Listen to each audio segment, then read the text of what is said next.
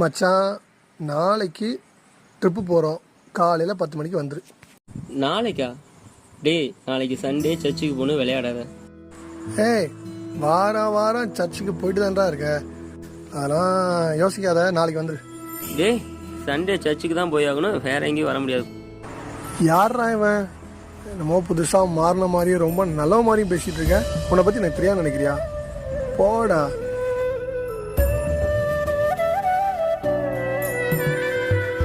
எல்லாரும் என்னை பழைய மாதிரி தான் பார்க்குறாங்க ஏசப்பா. ஆனால் நீங்கள் மட்டும்தான் ஒவ்வொரு நாளும் என்னை ஸ்பெஷலாக பார்க்குறீங்க. அதனால தான் யார் என்ன சொன்னாலும் வாரம் உங்களை தேடி வந்துடுறேன். I love you daddy.